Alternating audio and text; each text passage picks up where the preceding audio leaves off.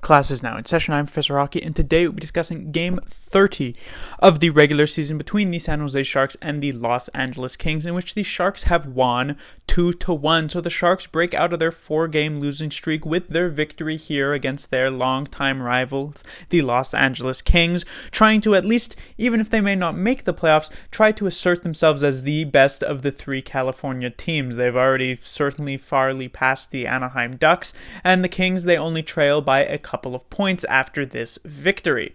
And this one started off pretty well for the San Jose Sharks. In the first period, there was only 1 goal scored, and it would be by the Sharks, Logan Couture, his 14th of the season, to have a 1-0 lead after 20 minutes. Into the second period, the Sharks played a pretty decent second period, but in fact it would be the Kings with the only goal in that middle frame to tie it up at 1 off of Roy's goal in the last couple of minutes of it.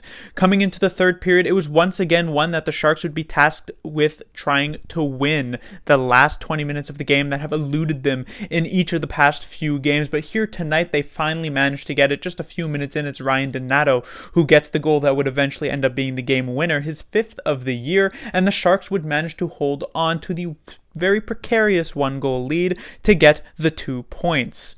First thing to talk about would be Martin Jones back between the pipes here. Not a surprise after he was clearly playing better than Devin Dubnyk in that 2-game series against the St. Louis Blues, and Jones puts up a really great game here tonight.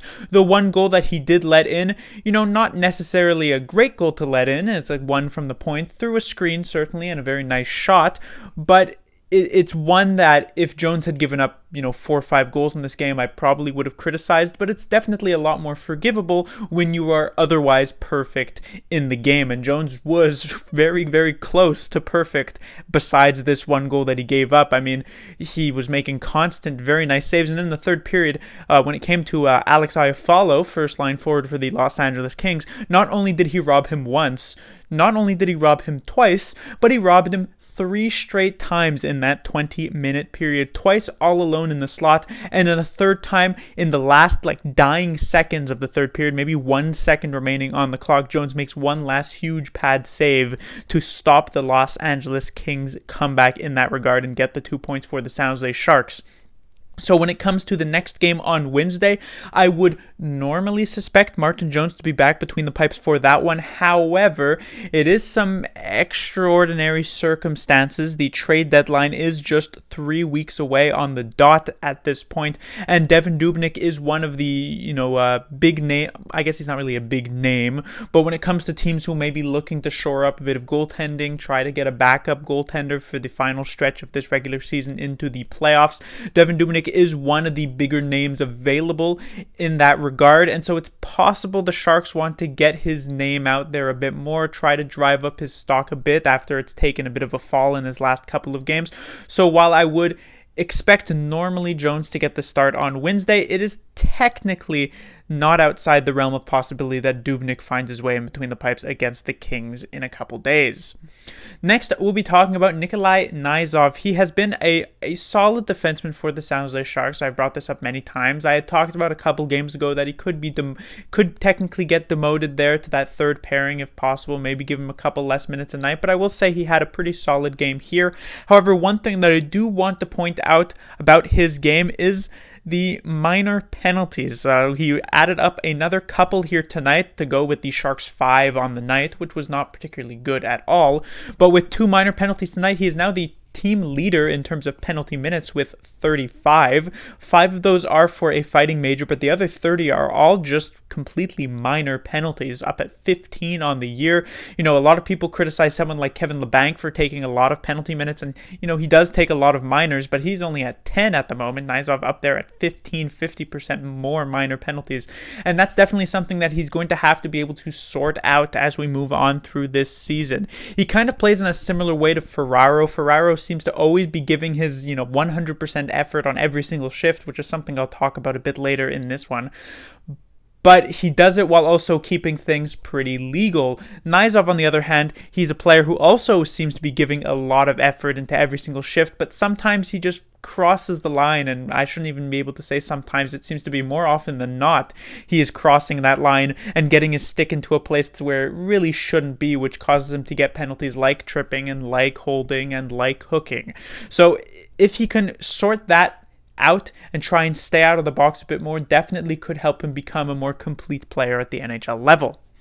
Next, I'll be talking about the Sharks' fourth line. So a very interesting fourth line thrown together here by Bob Booner for this game. It was Ryan Donato. Okay, interesting on the fourth line, a bit weird. John Leonard. Oh, okay, he's demoted to the fourth line. And then as the third player to round that all together is Curtis Gabriel. So you put two very, or I shouldn't say very, but two likely skilled players of Donato and Leonard with someone who's a bit more aggressive and less skill-based like Curtis Gabriel, and you might not expect that great results, but this line actually ended up working rather well here tonight, which I was very surprised by.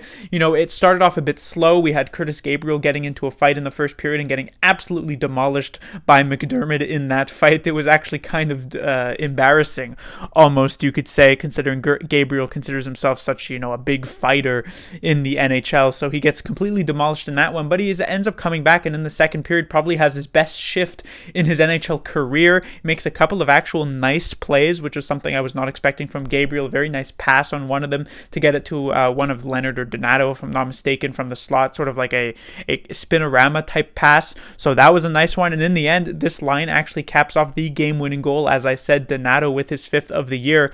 And so, having said all that, a couple things that I do want to mention. Because this line ended up working out so well, I suspect Gabriel will manage to maintain his spot going into the following game, but it would be nice to see him maybe drop out of the lineup and see someone else step in, someone like Shemilevsky maybe get in and play as an actual natural center so Donato could head back to the wing, or maybe someone like Noah Gregor who could fill in a similar role. And I would also like to see that line get a bit more ice time. I do realize that in this game, the Sharks did have 5 penalties, and so a lot of the time they spent penalty killing. 1/6 of the minutes of this game were spent on the penalty kill, considering the Kings could not capitalize on any of their power plays. And so that will go to diminish some of the players' ice times who don't play penalty killing minutes, but still, especially with how they were rolling here tonight, I would have liked to see Donato, Leonard, and even Gabriel get more than the 8 or so minutes that they actually ended up with. And finally, I'll talk about MarioFerraro, a player who has, quickly become a fan favorite in the hearts of many, many Sharks fans. A lot of Sharks fans want to, even some of the more drastic ones, want to burn down like the rest of the organization, trade every single player, trade every prospect, well, not trade every prospect, but try and build up a team that can compete, let's say 5 years down the line, with a full-scale Edmonton Oilers style rebuild. But even those drastic fans will always say, well, of course, keep MarioFerraro in that case because of how he has actually looked this season. As I mentioned earlier, putting in 100% of the effort every single shift that he is on the ice. He's always trying his best, and he's quickly moved up the depth charts, going from last year being that rookie in the third pairing that had some hype coming in but maybe didn't necessarily deliver so much on it in that first year, to now all of a sudden being a 22-year-old who's getting top pairing minutes against opposing teams' top lines and actually doing a very good job of that, especially since, it should be said he is playing consistently with Brent Burns, who is an inconsistent defensive partner, to say the least. Obviously a very good player at the NHL level, Brent Burns is, but when it comes to the actual defensive side of things, it can get a bit up and down, just to say. And yet Ferraro has been filling in that role on that top pairing extremely well.